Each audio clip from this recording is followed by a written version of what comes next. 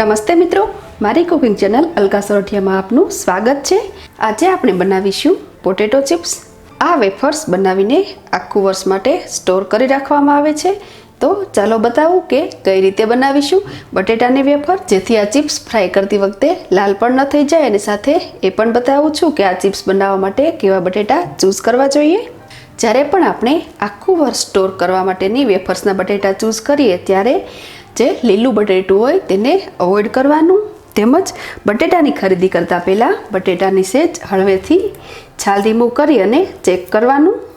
બટેટું અંદરની સાઈડથી સેજ પીળું પડતું હોય તેવું ચૂઝ કરવાનું છે। તેમજ આ બટેટા સરસ ગોળ ગોળ ચૂઝ કરવાના છે, જેથી આપણી ચિપ્સ સરસ ગોળ ગોળ બને। તેમજ બટેટું બહુ મોટું ન ચૂઝ કરતાં મીડિયમ સાઇઝનું ચૂઝ કરવાનું છે, જેથી તેની ચિપ્સ બનાવતી વખતે ચિપ્સ કટ ન થઈ જાય અને સરસ ગોળ ગોળ ચિપ્સ બને। તો ચાલો બનાવીએ બટેટાની વેફર। વેફર બનાવવા માટે સૌપ્રથમ આપણે ઉપરની છાલ રિમૂવ કરી લઈશું।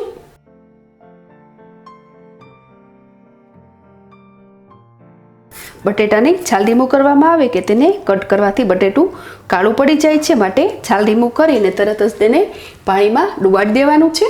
જનરલી આ ચિપ્સ બનાવવાનું કામ માર્ચ મહિનાના બીજા વીક પછી કરવામાં આવે છે, જેથી માર્કેટમાં સરસ મજાના બટેટા પણ મળી જાય છે।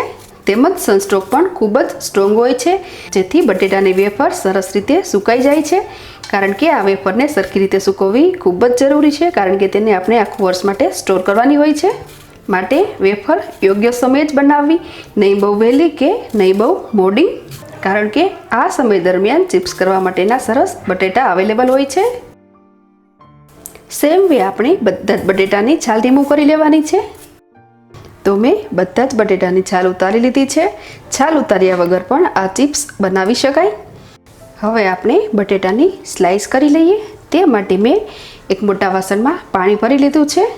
જેમ મેં અગાઉ કહ્યું એ મુજબ બટેટાને કટ કરતાં તે ઓક્સિડાઇઝ થાય છે, માટે સ્લાઇસ આપણે ડાયરેક્ટ પાણીમાં પડે એ રીતે જ વ્યવસ્થા કરવાની છે।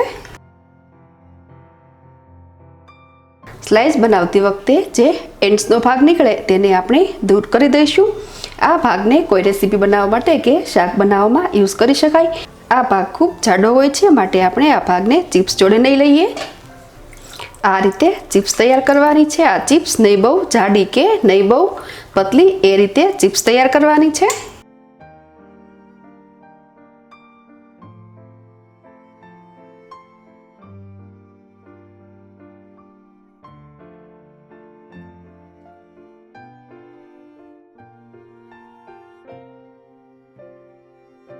આ તો આપણી પ્લેન વેફર બની ગઈ।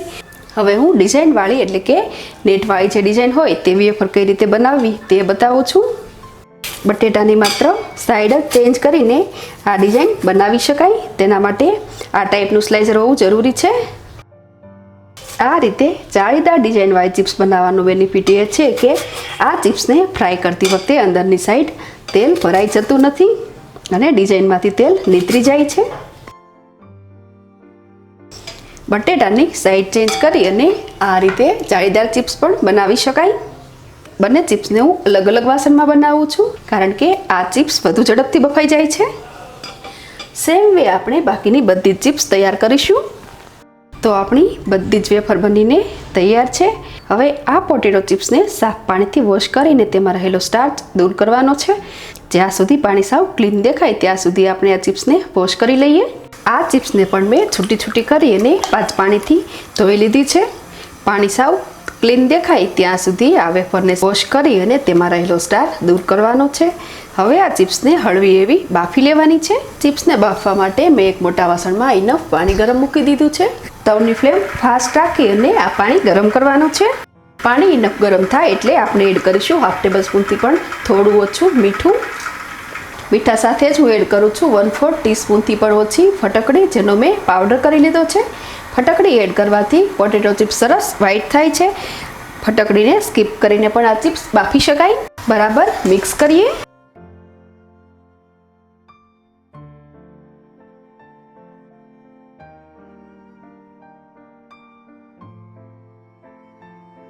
પાણી સરસ ઉકળી ગયું છે, તેમજ તેમાં મીઠું અને ફટકડી સ્પ્રેડ થઈ ગયા છે।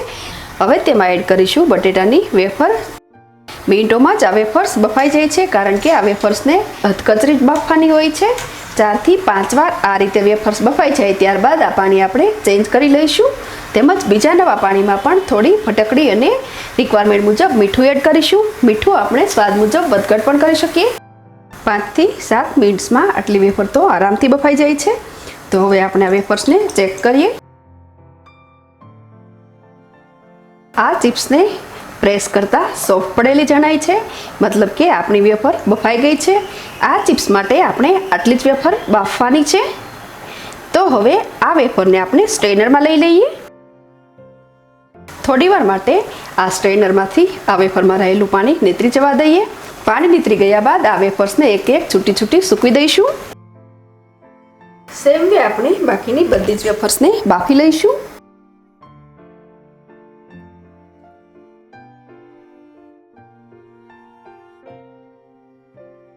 મેં બધી જ વેફર્સને આ રીતે એક એક છૂટી સૂકવી દીધી છે. આ ચિપ્સને આપણે 1 દિવસ સુધી છાંયડે જ સૂકવવાની છે. આખું વર્ષ સ્ટોર કરવા માટેની આપણી આ બટેટાની વેફર તૈયાર છે. આ વેફરને મેં 1 દિવસ સુધી છાંયડે સૂકવ્યા બાદ 2 દિવસ સુધી સનલાઇટમાં સૂકવેલ છે.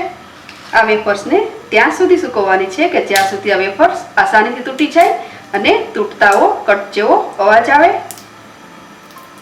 વેફર્સને સારી રીતે સનલાઇટમાં સૂકવવી જરૂરી છે, જેથી આખું વર્ષ એન્જોય કરી શકાય.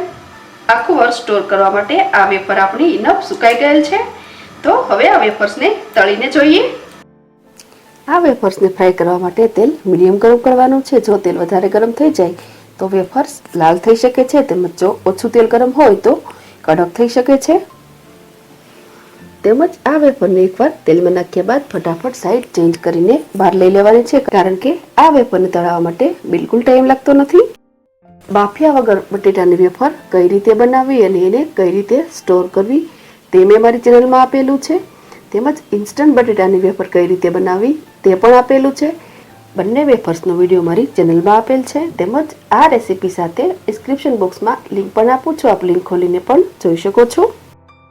આઈ હોપ મારી આજની આ રેસીપી આપ સૌને ખૂબ જ પસંદ પડશે. તો તમે પણ આ રીતે ટ્રાય કરજો, સાથે આપના એક્સપિરિયન્સ મારી સાથે શેર કરજો. પરંતુ લાઇક, શેર અને સબસ્ક્રાઈબ કરવાનું ભૂલશો નહીં. ફરી મળીશું નવી રેસીપી સાથે. Thanks for watching.